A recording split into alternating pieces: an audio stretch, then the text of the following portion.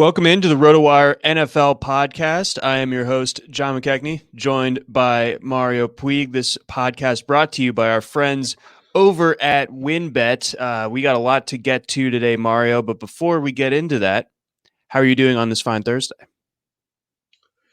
Uh, I don't know. Fine. I'm distracted with lots of stuff, so I'm not very present right now. I'm thinking so much about these things we're going to podcast about today, and my chores Sure. and such, and it's getting hotter. So I guess I'm feeling a little bit crunched, a little stressed with the heat thrown in. No, I get What it. about you? Coming up on the end of the month here, and I'm about to move apartments, so it's like I got to move ahead of me. Had to Oh, go to the sorry. That dentist this sucks. morning. Like, oh man. So yeah, us podcasters, we really go through the ringer for you guys to listen to us talk about football. So we're real grinders out here, doing our thing, and I am excited to be here though. And to bring it up, let's just go ahead and talk about what we're getting into for today. We're going to talk about zero RB and how it applies to the 2021 redraft pool. We're going to get into what it is. You've probably, if you're listening to this podcast, you probably have a loose idea of what it is. If not, you've probably heard someone talk about it at least, or if you're on Twitter, and you follow anyone in fantasy football, you've almost certainly at least seen reference to it. So we're going to kind of break it down, go into the pros and cons of it, and kind of let you all know where we land on it personally. And then we're also going to keep doing a few deep dives here. We're going to get it. We're going to go out west. We're going to go to Vegas, hit the Raiders, and also the Rams. So a lot to get into. But Mario, for the uninitiated, what is zero RB? Well, I don't mean to brand myself as an expert on it or its entire history, but I think it kind of was largely an idea put forth by this guy Sean Segal. I don't know how to pronounce his last name, but he's basically like one of the best fantasy football players out there and has been for a long time. And he kind of, along with the other people who would eventually pick it up, of course, just kind of noticed 5 or 6 years ago, whenever this all started, that it was a little bit too much of a consensus industry opinion in fantasy football media that you had to target running backs early. And as much as that might have also been true 5 or 6 years ago or whatever, this is something that if you played fantasy football a long time ago, you really remember this was true back in like the early 2000s, back before point per reception scoring was so common. Back in like the early 2000s, when I'm sure fantasy football analysis was much worse than it is today, it was pretty much just like if you didn't take, with the exception of guys like Randy Moss and Terrell Owens and Marvin Harrison, it was like you have to take a running back in your first like Yeah, 2 or 3 picks. Like you don't even consider another possibility. And some of that had to do with the touchdown, the increased touchdown emphasis and the decreased emphasis on point per reception scoring. But point per reception scoring got more common.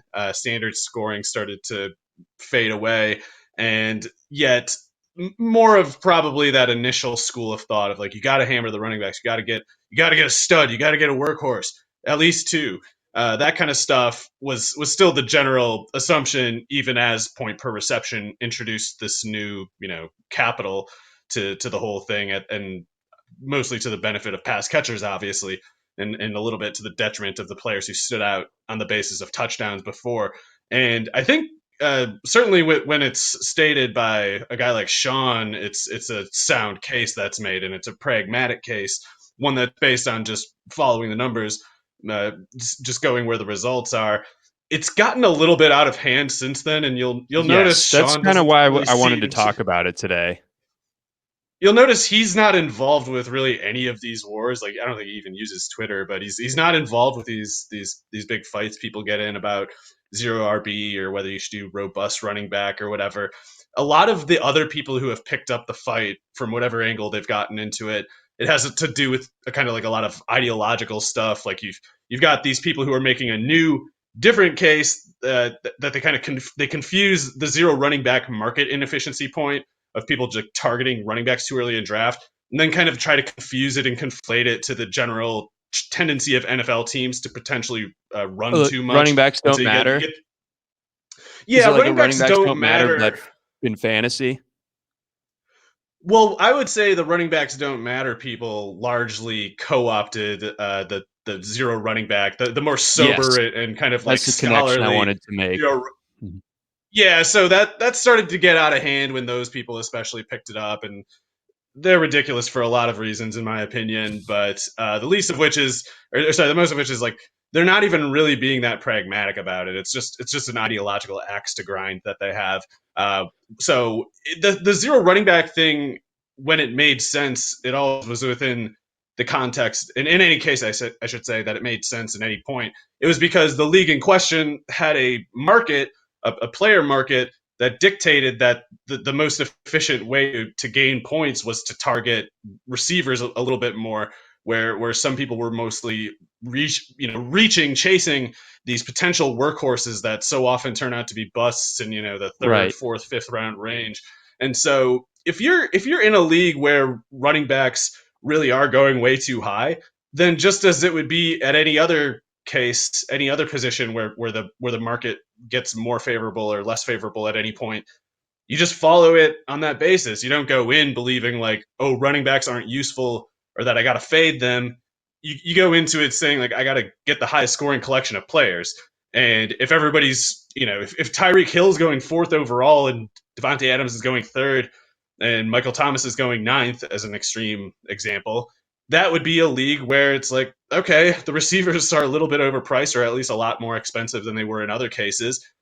Maybe it makes sense to indulge the running back supply a little bit more early on, since it's like Hmm. you're not getting those expensive receivers anyway. You're just paying the same price for the lower tiered ones in that same range. So it's kind of just, do you want to go where the actual value is, or at least where we have reason to believe that it is, or do you want to make some kind of ideological point about just picking some position because it's always the right thing to do? I think it can be the right thing to do, but it's, to me, a case by case basis. And so I'll sometimes go pretty running back light. I rarely go running back zero. I tend to take one in the first round in most cases, and then sometimes I won't take another until like the eighth or ninth. And so that would be kind of like a hybrid of the zero running back point, which was initially just kind of like, just take the backups who can get passing down snaps, because then if a starter gets hurt, they get on the field and are basically as good as the starter, because running backs are largely replaceable, or at least more replaceable than receivers and certainly quarterbacks. So if you're going with like the extreme, not taking a running back until like the eighth or ninth or 10th round, I think even a lot of people who consider themselves zero running back proponents would say that's maybe a bit extreme. In practice, I think a lot of the, even the people who consider themselves zero RB proponents probably are saying like, well, you still take some running backs in the first round. It's just you don't take one when it's not a good position to do so. You don't reach for the privilege of taking a running back early. But if there's a good value, you don't run away from that just because it's a different position. Right, but again, you're talking about just rigidity versus like having the actual strategy of having the highest accumulation of points, going in there regardless of position, just being like, I'm getting the best player in my opinion at this given area, whether it is a running back, whether it is a receiver, tight end, maybe even quarterback, what have you. And yeah, we've kind of seen. I just feel like maybe this is just what my Twitter feed looks like, and I need to start curating things a little bit better. But it's like I see these like screenshots of like these teams that are like borderline irresponsible, where it's like the dude, I went like 12 rounds without getting a running back, and like now I'm gonna be leaning on Kyle and Hill or something. I'm like, I don't think that's a good idea. Like even if like it gives you in theory like the ability to, especially in best ball, to like pull off some stacks one way or the other, you're you're leaving yourself just so vulnerable at the running back position, and especially there's like a small bit of hubris involved in it too, where it's like how to identify exactly how things are going to work. And it's like I think that the first year that zero RB really kind of like gained its prominence, or like had its touchstone moment, was 2014, which was obviously the year that Adrian Peterson was suspended for all but one game, and Ray Rice obviously didn't play, and a bunch of other running backs just didn't perform particularly well. So you were able to theoretically get these like waiver wire or replacement level guys and have them turn into your RB1s. Like you can have that shoot for the moon type of outcome. But I think there's just a bit of and we obviously pride ourselves on player evaluation. I mean, that's what we do, especially like on this podcast and during our work hours and everything. We know these guys in and out. We spend a lot of time analyzing them as prospects. We spend a lot of time analyzing how they fit into their roles on their given teams. But I don't think that I can just go into a draft, take 10 guys that aren't running backs, and then just feel like, no, if I start this year with Tony Pollard and some other jokesters, Jamal Williams, and the list goes on, Nyheim Hines, then I'm going to be fine. I don't think that I have that ability. I think it'd be kind of crazy for me to just assume that I have that end of the equation figured out when it is, the one that could fall apart the easiest. Well, taking those cheaper running backs as a general rule, I think kind of is meant to more so acknowledge that you can't, or that not that you can't know a certain amount, but that there's only a certain amount that you can know. And at the position with the most injuries, which is generally running back, in that case, that position is the one where it makes the most sense to just kind of, as a general rule, take the cheaper option because there's the most instability, and the cheaper one is in that position's case more likely to step up as a similar value than at a different position. But I think the key is to kind of just have like a reasonable perspective about the whole thing. And there's also some accounting to be done for the specific format that you're in. I would generally suspect that zero running back, or just like a generally lighter than usual running back approach, can work in both best ball and season long. But I think it might be a little, maybe at least like, I'm guessing it, but maybe like year to year, it's a little bit more durable results wise to do a zero running back kind of thing in season long, where you have a fab element. Obviously, that somewhat offset by just having more rounds to draft in a case like best ball, but it's still, there's a surprising number of cases where it's just like you take some guy on, whatever, seems relatively safe, seems like a good value wherever he is, and it's just by August, second week of August, it's just like the guy's clearly not going to be playing much this year, and your team's kind of looking less than great at an Is important that spot, and like a redraft. divine Zigbo from a year ago or something? Sure, and then in season long, it's like it doesn't matter as much. You can just cut them and be like, all right, I'll spend a lot of fab on the next backup who gets on the field. With best ball, you're just stuck with that guy on your team, and there's nothing you can Right. do about it. But there's definitely still some years more than others. Best ball, it can work for zero running back, and last year was probably one of those cases because you had McCaffrey getting hurt, of course, and Mike Davis basically being 0.75 McCaffrey as this guy that people were getting in like the last round or whatever. So there's better results for some years than others, which to me just circles that much more back to the point that it's like you have to be pragmatic about it and just kind of know the probabilities you're working with. If you get too self-certain and smug that it's just always the right thing to do, always, no matter, with no accounting of the actual draft market in the league in question, that's probably when you're going to start, just falling into mistakes and that you didn't really need to make, that you wouldn't have made if you just kind of didn't go on autopilot on such an ideological basis. Like I think you have to just kind of go case by case, and it's like just don't make bad picks. Should probably be your general strategy. And yeah, if you're the kind of person who's so running back obsessed that you spend, I don't know, like a top 18 pick on Chris Carson or something like that, you could use a little zero running back dogma in your life. But Sure. just as much the other side of it is you can't be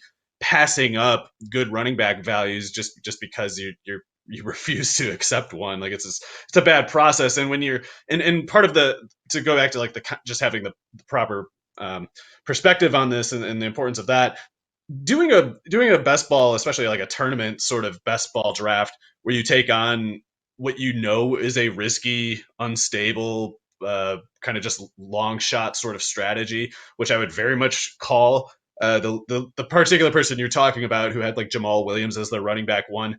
That if they know kind of what they're getting into, then it's kind of fine. But if that person was in that draft took that team as they did and thought at the conclusion of it, oh, this is great. I gotta like buy in bulk this sort of stock here. I gotta make this a staple of my portfolio.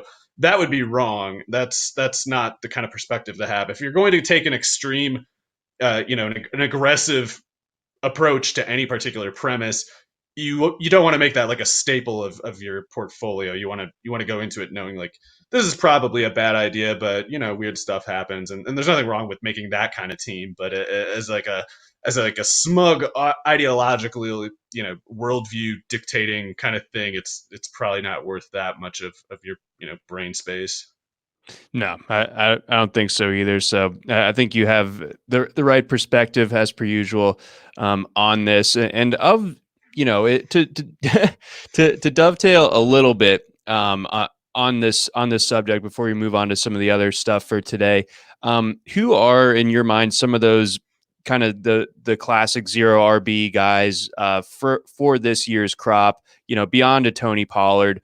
And are there some that are like a little bit more pricey in drafts that interest you? Maybe like the AJ Dillons of the world, or are there some other ones who are kind of getting some helium that maybe in your mind don't deserve it?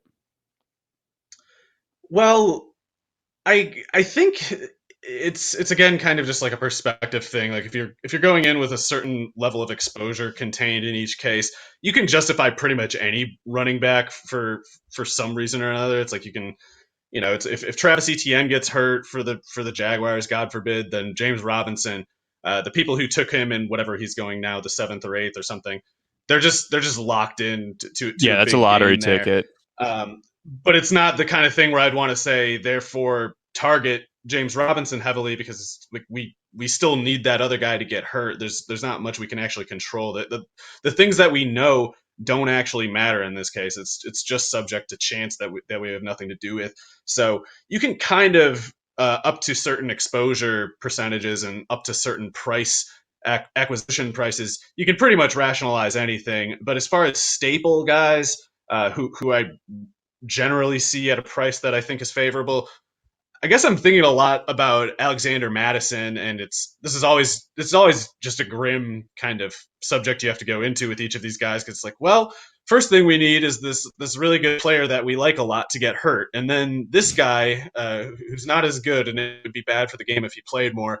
We want that to happen, and so it's kind of uh, macabre or whatever, but if Madison is the clear backup, which he is, then Dalvin Cook, or sorry, if Madison is the clear backup to Dalvin Cook, which he is, then he's one of the backups closest to a 3 down role in the league.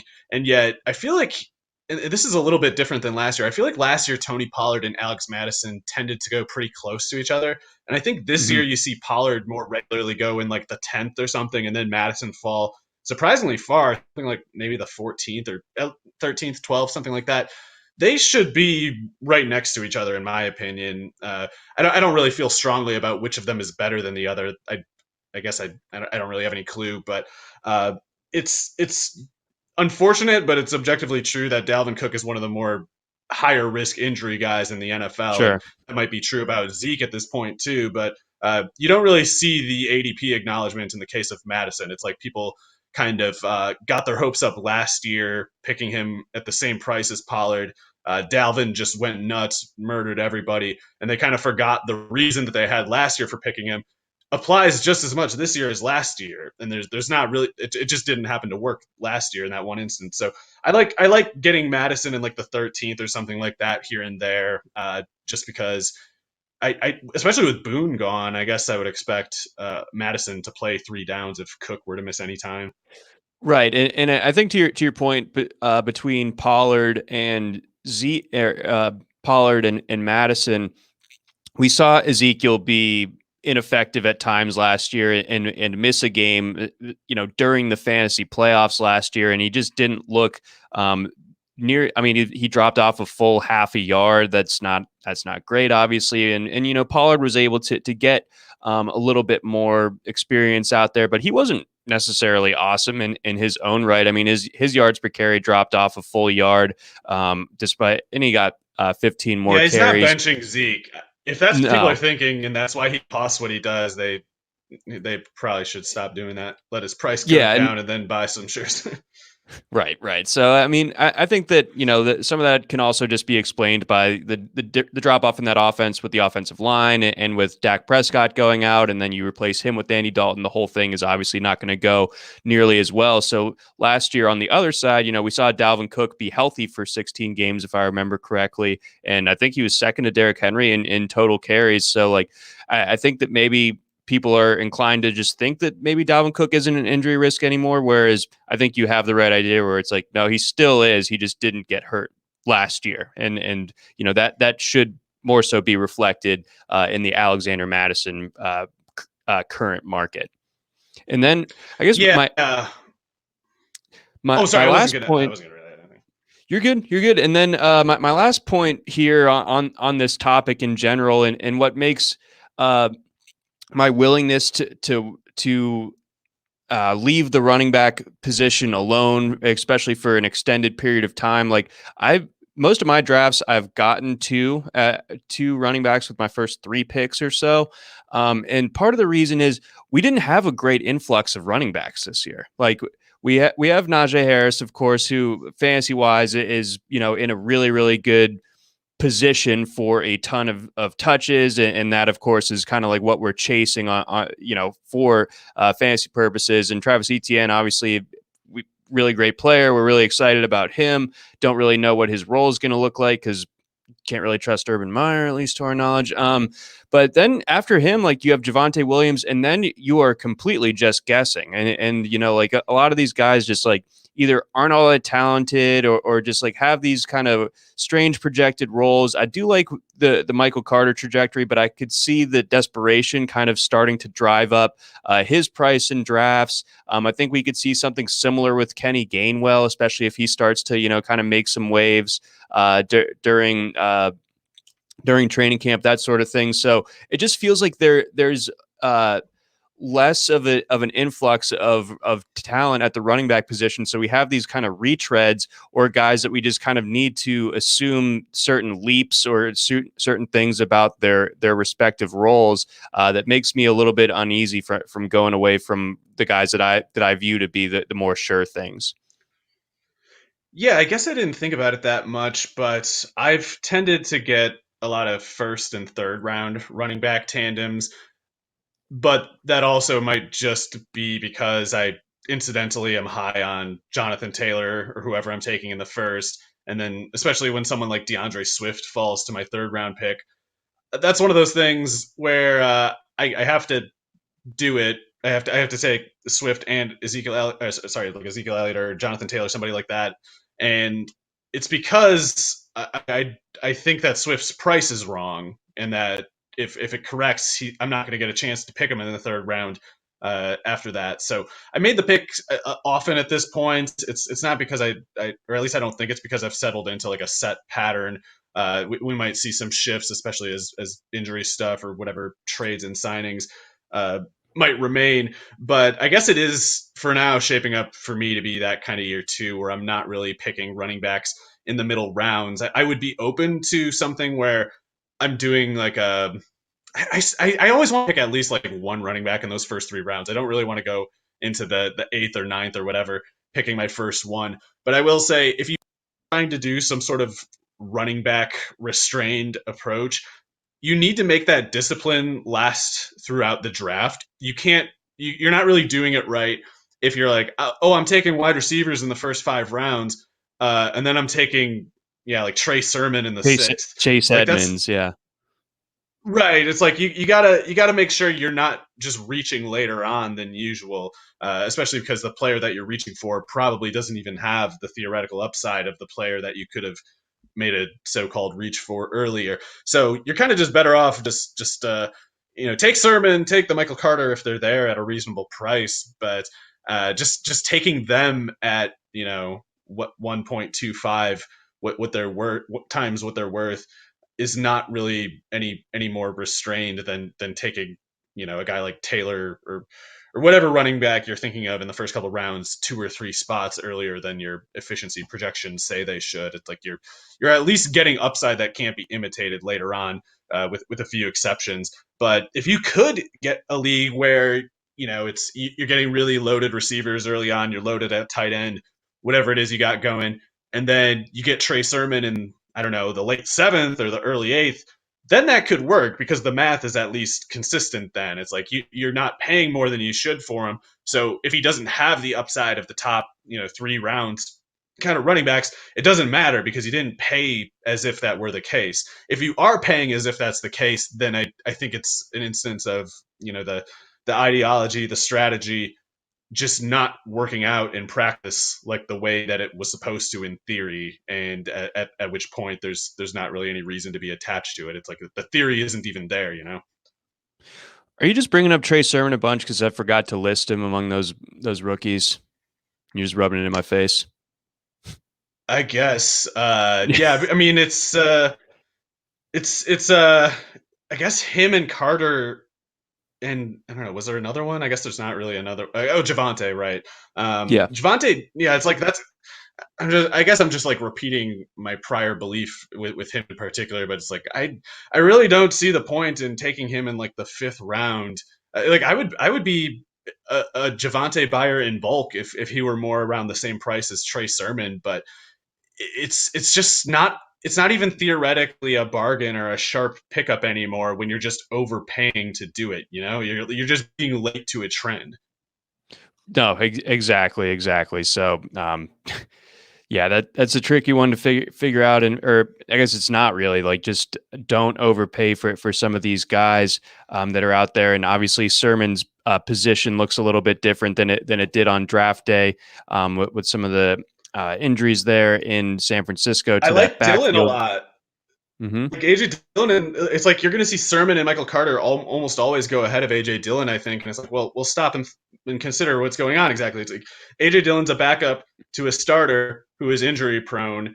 Trey And Sermon only might plays be the like sixty backup percent of the to a snaps. yeah, and Trey Sermon might be the backup to a guy, Raheem Mostert, who is not going to be displaced from the lineup. Like he's never going to be a workhorse, but they're not going to just say Mostert, get on the bench. This is Sermon's getting 30 carries now. That's not going to happen. So to basically, like I think Sermon's pretty good. I think Javante's pretty good. Michael Carter's pretty good. But if you're putting them in a tier above AJ Dillon or someone like him, I think you're kind of confusing your own categories and your own theories, and actually they're more like just 4 guys in the same boat. Mm. Okay. All right. Well, that's a good way of framing that one. Let's put a bow then on the zero RB slash just kind of general running back discussion that we had going on there. Again, our prevailing point, as always, dear listener, pick the best players and get the best team. That's the best optimal strategy. Simply That's do how it. I view it. You just win your league and do it however you I need to would do pick it. the But best team if I were in a yeah, league. I would do personally, it. yeah, that's kind of the way I'm going to try to do it. Before we get on over to our Raiders deep dive, a quick word from our sponsors. All right, Mario, let's jump back in. Let's jump on over to the Raiders. It was an interesting offense last year. It was one that had some pretty fruitful fantasy performances. Some players who outperformed anywhere that we could have thought. I mean, we saw Derek Carr go from like the king of the dink and dunk to being a guy whose average depth of throw was 9 yards down the field, which is well above average. And a lot of that I felt like had to do with the introduction of Nelson Aguilar into that offense. He obviously had an amazing season for himself and cashed in on it now in New England, of course. But we have an interesting group of receivers after him, and obviously Darren Waller to get to as well. But what's kind of like your general outlook on how this offense is, and what players specifically from it do you think that you're going to find yourself targeting in redraft this year? So we'll see where the prices settle, or at least where they trend toward. But this might be the year where I'm a Josh Jacobs buyer. I don't know. Okay. It's not something that I'm excited to do, but if he keeps falling into like I don't even know where he's been going, like the 3rd round, 4th round, maybe Mm-hmm. even. I'm not gonna take him ahead of DeAndre Swift until I've probably got like 6 shares of DeAndre Swift or something like that. But once I get to that kind of volume with Swift, I'm going to have to think about it, because that, even when I'm making that Swift pick over Jacobs in like the whatever mid to late third, I'm not making it because I'm so sure that Swift's better, or that I like particularly dislike Jacobs for the price. It's actually more the kind of thing like, man, I kind of wish I could trade my 4th and my 5th rounder for someone else's 3rd rounder, so I could just pick both of them back to back here. But of course, you don't have that option in snake drafts, so you just kind of have to try to remember to balance your exposure a little bit, if that's something you're interested in. And Jacobs in that range, I don't think he's a particularly good player or anything. I definitely thought people were overrating him the past couple of years as a prospect, but it's true that the replacement level of running back production is pretty useful in fantasy, so long as the usage goes over a certain point. And even with Kenyon Drake there, I don't think it's the kind of thing where, if his valuation previously at the fringe of the first round, if that made any sense at all, then it's an overreaction to let him fall quite to a. I don't know if he's probably going in at a reasonable price in a lot of drafts, and then just like in a handful of drafts he goes a little too far. I don't think he's like a screaming bargain all the time, but in those cases, it's like, I mean, if the guy's getting like 18 carries a game, something like that, he can afford to only catch 2 or 3 passes if he's going in the late third. It's, if he was going in the late first, then yes, he cannot afford it. He's not a good enough pure runner. He can't do the Nick Chubb thing where he places whatever 8th among running backs, even though he's 31st in starting running back receptions. Jacobs can't be that kind of player. But if he's cheap enough, it just doesn't really matter. At that point, you're just buying the volume, and it doesn't even really matter who's attached to it. So I think the Kenyon Drake threat. The other thing is, Kenyon Drake's not going high enough for that reaction to make much sense. It's like, if people are really scared of Jacobs, then they should be a little more eager to buy Kenyon Drake. But I actually just did an underdog draft yesterday or 2 days ago or something. I think I got Drake in like the 12th or 13th round. In which case, it's like, that sounds like the price he should go if you believe Jacobs is a first round pick rather than a third.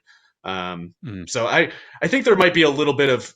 I think you'll often see cases where the general public consensus just doesn't really add up over the course of an entire offense. Like, if it's like, you see certain prices on certain guys where it's like, okay, everybody's not thinking about this.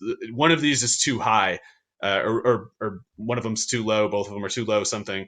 And I think this is a case like it, where, between the bitterness of previous years, well, I guess it's bitterness toward both of them, isn't it? It's that Mm-hmm. people took Drake in the first round last year and hate him, so they won't take him in the 10th now, even though they also don't want to take Jacobs in the mid third or whatever, even though a year ago they thought he was going to get 20 carries and 4 catches a game. It's just Right. it can't be that far apart. It's somewhere in the middle, more likely. Okay. Yeah. No, that's the Kenyon Drake wrinkle definitely has, I think, scared a lot of people off of Jacobs, and it is interesting to see how the market is forming right now. I mean, looking at RotoWire's kind of just ADP report, we do have that. Check that out in our draft kit. Yeah, on the NFFC, it looks like he's dropping, out of the 8th round.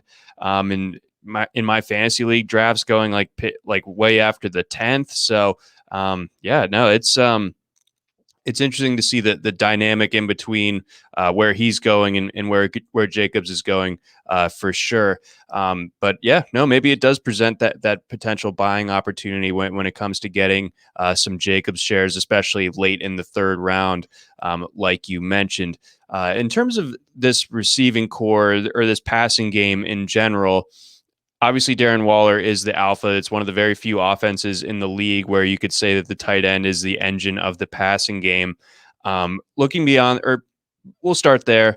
How are your views right now? I know we talked about this like a month ago. Do you still view Waller as your tight end 2, or as that guy that can potentially be that tight end 2, tight end 1?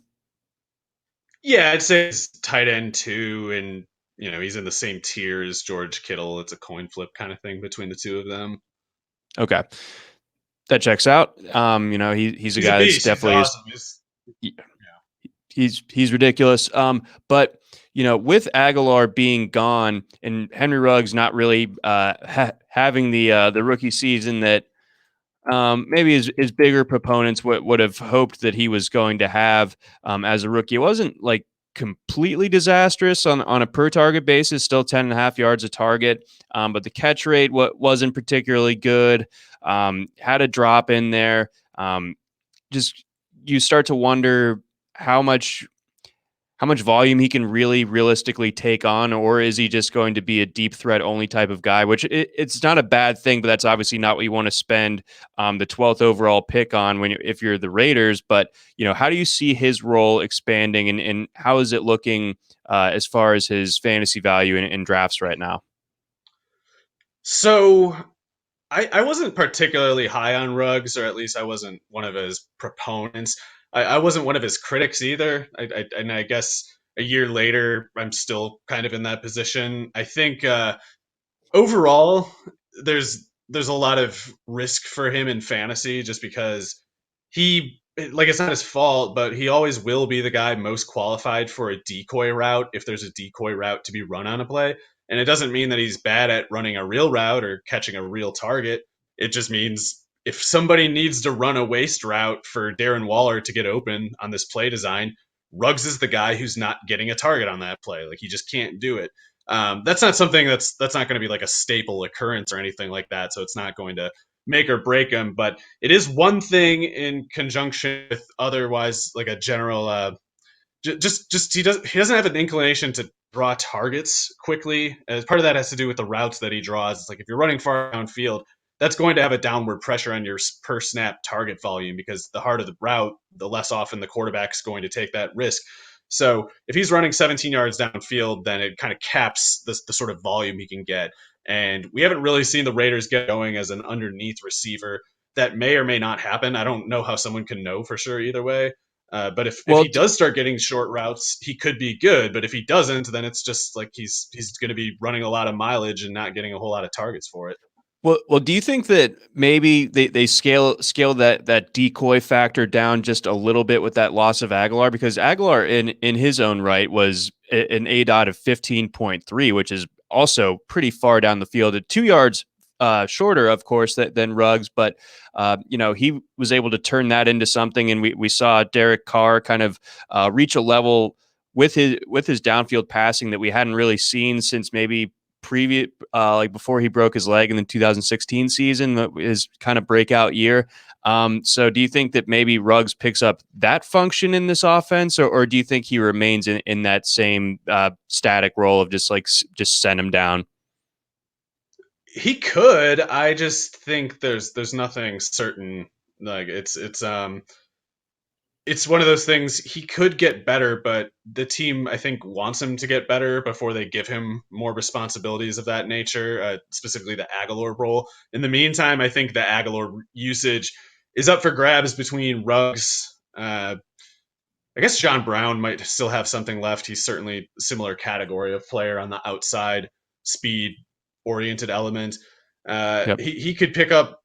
He could be the most of the Aguilar replacement, but it also might be one of those things where the team wants Ruggs to kind of win that job, but they don't know whether he can yet, and they don't plan to just fix it for him in the meantime. So basically, if Ruggs gives them a reason to give him that role, then he should get it. It's just there's only so much we can know, and in the meantime, I don't feel safe assuming that Ruggs will outplay John Brown for those Aguilar outside downfield routes, and then if they are putting up for review the intermediate kind of routes that Aguilar might have gotten last year, then you have to worry about Brian Edwards too. And Brian Edwards obviously can't be the speed element, like he's not eligible for those functions. But if the whole function that Aguilar took last year is up for review, then it could just be a kind of thing where Ruggs gets stuck with deep ones, which he could be good at it.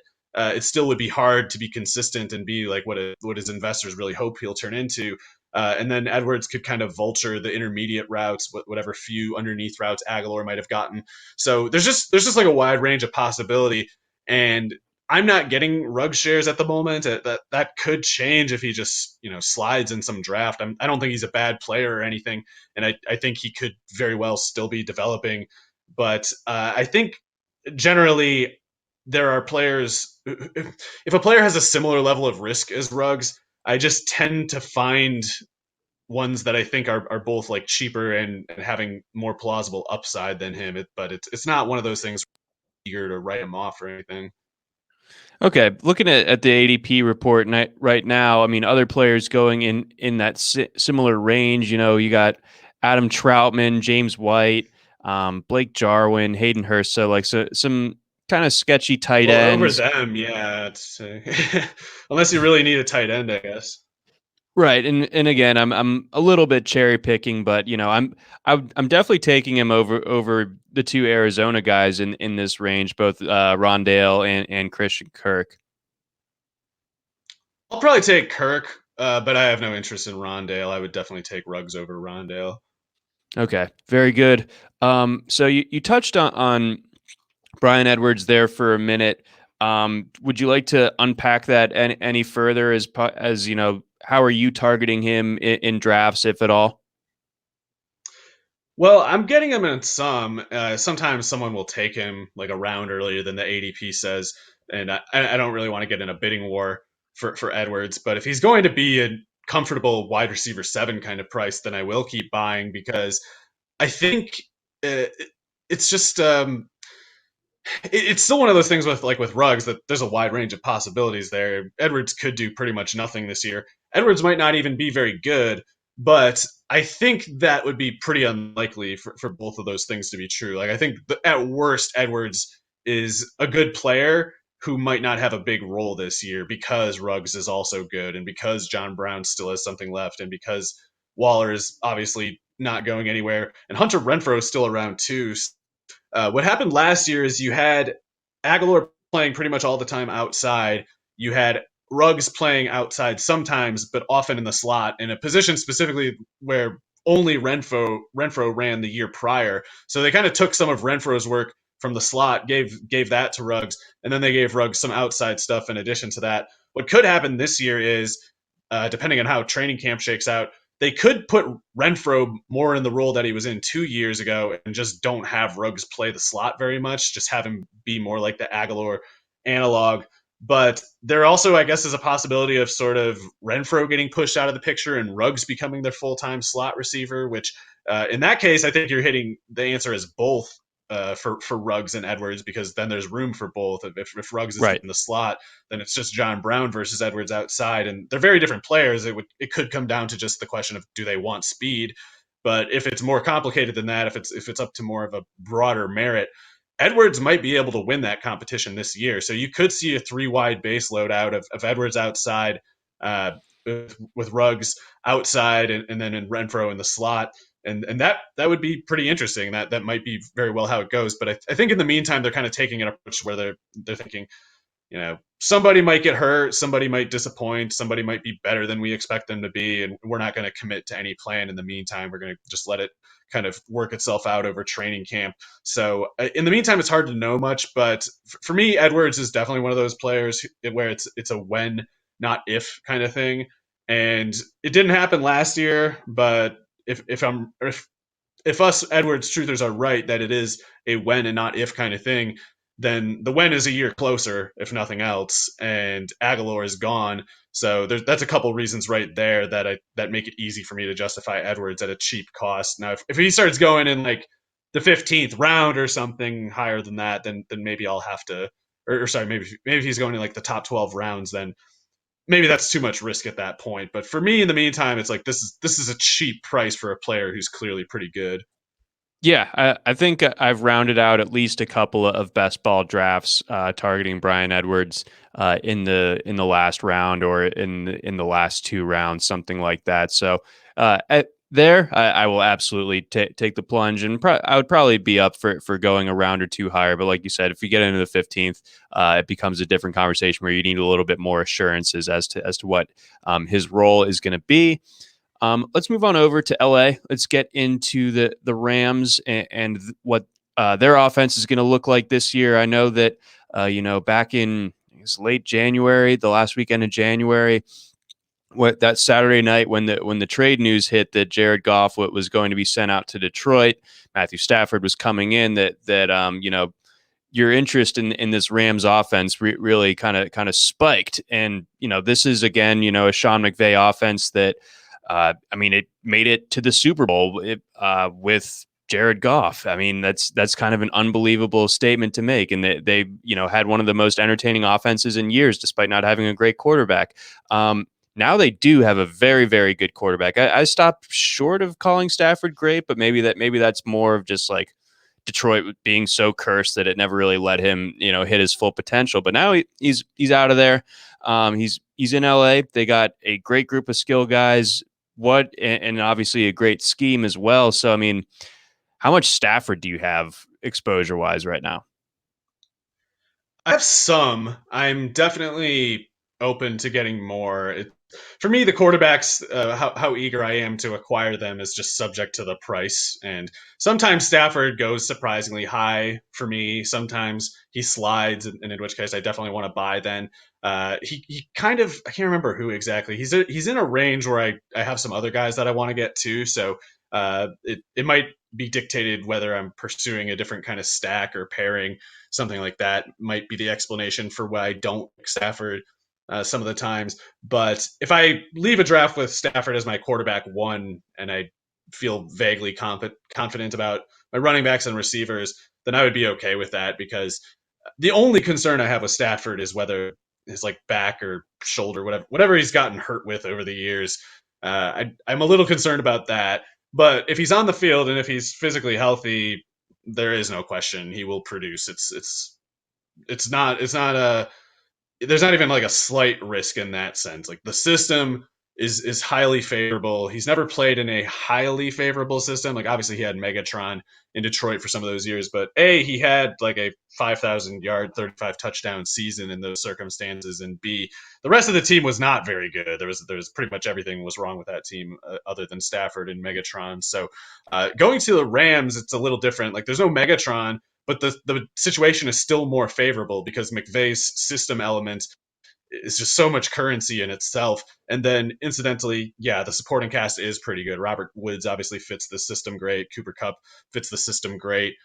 Does a great job there. I think Tyler Higby might break out again with Stafford there. Last year he had like a broken hand that he played with for something like a month, and he did a lot of pass blocking for them to try to kind of do like schemed open plays for Goff. With Stafford, you can kind of just call base plays and he'll make the offense look good. You don't need to do the smokes and mirrors that you did with Goff to make Stafford look good. So I think there's quite a lot of explosive potential here. 5,000 yard season with 40 touchdowns would not be shocking in my opinion. Wow, that's a big statement, but I mean, I see where you're going with it. Again, the system setup, having Woods and Cup. I guess my initial question, looking at the rest of this group of pass catchers, they have two guys who are kind of like a Spider-Man meme of each other. Although one of them has obviously accomplished a ton more already. But you got Deshaun Jackson and Tutu Atwell. So I think the acquisition of those two guys this offseason, it has to say something, right, about what they want to, maybe a vertical addition to this offense. And we don't know which one of those two it's going to be, but I mean, there's potential with what Stafford offers with his arm and what those two offer at their speed that the Rams weren't working with a year ago, that there might be some more over the top element in this offense. Yeah, I think that sign trading for Jackson, drafting Atwell was basically McVay acknowledging that they missed Brandon Cooks last year, and even that they missed Sammy Watkins from a couple of years ago. Because I don't know if that Van Jefferson selection was them saying, "All right, Goff can't throw deep, so just forget it. We're gonna try to give him more mid range ammo, and maybe that'll make Goff better." If that was what they were thinking, it didn't work. It wasn't a good idea because they made the field smaller on themselves. Like when you take that speed off the field, the safety is just going to take a step forward. And if you thought it was hard to get open the play before, it's like, well, it's not going to get any easier now that the safety's that much closer to you. Just doesn't work that way. So having that speed threat was a benefit that they didn't have last year. And I think that they showed like a clear understanding of that fact by getting Jackson and Atwell. But I think both of them are locked into at most a very peripheral role. And Me personally, I will never draft Atwell. I don't I think know. there's a scenario where I would draft him. I don't think he'll play more than 300 snaps in his first or any NFL season. I don't know. And in the meantime, I think he's pretty simply just break glass in case of injury if Deshaun Jackson gets hurt.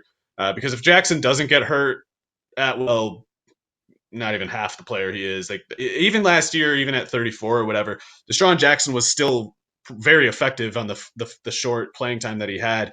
He just got hurt, so On a they're terrible gonna. I team. think yeah. So I think what they're gonna do is they're gonna hope Jackson can play as much as possible, but realistically capping his snaps around like 25, 30 a game with obviously Woods, obviously Cup, but also Van Jefferson being the more base package player. I think Jefferson is going to get 700 snaps or more this year. I think he's too cheap now. I think when people Okay. saw the Jackson trade, that Atwell pick, uh, it's just a confused reaction because they don't play the same position. It's just Jackson and Atwell are problems for each other.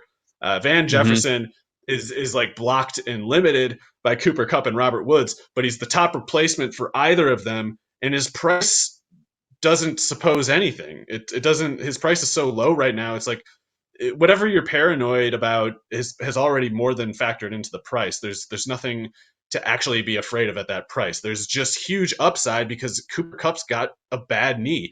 And if Cooper Cup hits the bench, or sorry, if he's out for an injury reason, Van Jefferson is the Cooper Cup replacement. There's no question about that. And if Robert Woods gets hurt, Van Jefferson replaces him too. And Robert Woods does have a bit of an injury history, especially earlier in his NFL career. So I think Van Jefferson is one of the best bargain receiver targets and one with quite a bit of upside. Even though I'm not even high on him as a talent, like I think it's he is the heir to this system, and this system, if Stafford is on the field, will not fail.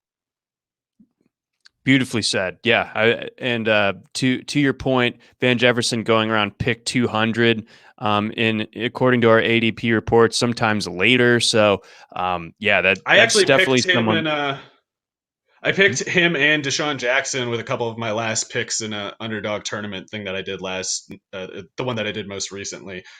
So Ooh, yeah, I like them both quite a bit. Not that I want to go getting a million Deshaun Jackson shares at any price because I guess the odds are he is going to break in week one yeah, and then yeah, not play again all year. But he will get that 80-yard touchdown in week one, and if he manages to put together that makes it 12 all games or worth it, something, man.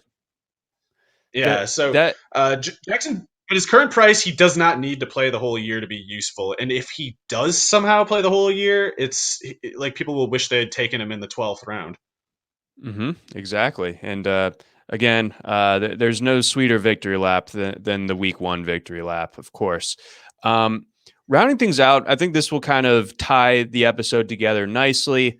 Because we started the show talking about zero RB and how there's validity to it sometimes in a way where it's like, okay, sometimes certain running backs are going to get pushed up too high, and you can kind of mess up your whole draft by reaching on them, just or not necessarily reaching, but taking them at ADP just on principle that, like, here they are. This is the guy that I'm supposed to pick at 12. It's written in stone, and instead you could get maybe a receiver, maybe like a Devontae Adams or something instead, and kind of start your build that way. And of course, I'm talking about Cam Akers, and also his handcuff becomes a pretty interesting guy to target once you get outside pick 100. And Darrell Henderson, obviously someone that has I think mostly upset the people who didn't know anything about him as a college player, and then they like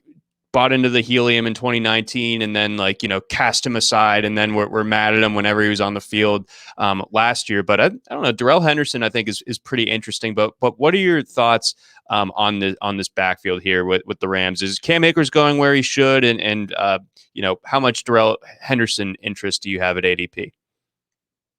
I think Akers is going about where he should. I think some of the narratives around him are wrong. Some of the narratives around him are really silly. I think actually, but they're not really dictating too much of the ADP. It's like maybe there's some leagues where some poor soul takes Cam Akers fifth overall ahead of Jonathan Taylor, and we'll see how that works for them. But usually he seems to be more in like that 10th pick kind of range and eighth, ninth pick kind of range. So around there, yeah, if Zeke's off the board, if Jonathan Taylor's off the board, then you can be somewhat lower on Akers as a talent like I am and still have no qualms at all about picking him there, because you don't have to make it all, personal specific, person specific, player specific. You're buying the starting running, and in theory anyway, you're buying the starting 3 down running back role in the Rams offense. And like we've talked about with Stafford, the system will just be going a certain place, like almost regardless of who's in it. And Stafford, being the quarterback that he is, he's raising the baseline of the whole offense quite a bit. It's going to help offset, I think, some inefficiency concerns with Akers. Like, Akers is a baseline runner to me, and I think that the people who believe he's a star running back or something basically just don't know how to scout running backs. But he can kind of take what's there, and he's got enough speed to make some good plays in certain capacities, and he's got enough weight to take on the volume of that role. And the volume in this case is an offense where, or at least I think, that the quarterback might be throwing 40 touchdowns or so. And if that's happening, then the running back can be, I don't know, Carlos Hyde, and it will be like a borderline top 12 value. So as much as I'm kind of skeptical about Akers, and I think the idea that he's anywhere near, especially a player like Jonathan Taylor, I think that's ridiculous. But you don't really need to worry about that so much. It's like that pick there with the usage he's going to get, it should be fine as long as Stafford stays healthy. Because even after doing like 4.3 yards per carry or whatever last year, Akers should do better than that. And if you were rerunning that scenario of last year with Stafford at quarterback, he would have had more room to run. The safety wouldn't have hit him quite so early a couple times. He would have gotten a little bit more of a corner to turn here and there. So those possibilities, I think. Like, maybe that's not so specific, the reasoning that people are using for their Cam Akers justifications. Like, maybe they're thinking like, oh, he's just such a star. I disagree, but I think maybe they're underestimating Stafford, and I think Stafford bridges the gap all the same. I do think Henderson goes too late. He's kind of in that Madison category for me, where it's like, people clearly just got bored and forgot, kind of. And it's interesting, I actually forgot. I in my head had the false memory that Darrell Henderson had like 300 yards last year. He had more yards and touchdowns than Cam Akers last year, and I totally forgot that. I had a false memory that was just like, yeah, he didn't play. It was pretty much all Akers and Malcolm Brown. But Henderson did not embarrass himself, and you hear people just say, oh, but he got benched late in the year. Like, we've seen a couple cases now of McVay being a little bit goofy about how he handles late season injuries. Like, Gerald Everett was one where he didn't play in the final like 3 weeks last year, but McVay for some reason was just kind of, he's goofy about in week practice reps, and he's one of those guys who's like, oh, we can't let this guy play this much this week. He had a bad week of practice, and so like he'll do things where he's like, oh, we didn't see Henderson get enough reps in practice, so we can't put him out there even play. We got to go with Brown. And so that was what was happening a couple times, because he had like a knee injury and an ankle injury, and that stuff happened around when he disappeared late in the year. And then he had like the 12 carry 60-yard game against Seattle. So the idea that Henderson just will not play, and especially citing the end of last year as proof of it, is wrong. If you need that all to be true to justify your Akers projection, then your projection is wrong. You need to rework the math on it. Right. No, I think you're right. He definitely should have a role, and he's got a lot to his game, I think, still. So, I mean, he's only entering his age 23 season, good pass catcher, can be complimentary that way, has some good athleticism to him as well. Maybe not as much as I would have thought coming out of college, but, still a sub 4.5 guy with good densities and a good skill set. So he definitely shouldn't be erased from this offense, and definitely someone that you can think about, as a depth option at the running back spot. I think that's going to wrap things up for this week's edition of the RotoWire NFL podcast. Again, brought to you by our friends over at WinBet. For Mario Puig, I'm John McKechnie. Thanks for listening, and we'll be back next week. Try RotoWire today, free for 10 days. Get our premium tools, rankings, analysis, and breaking news alerts. No credit card required. Go to rotowire.com/try.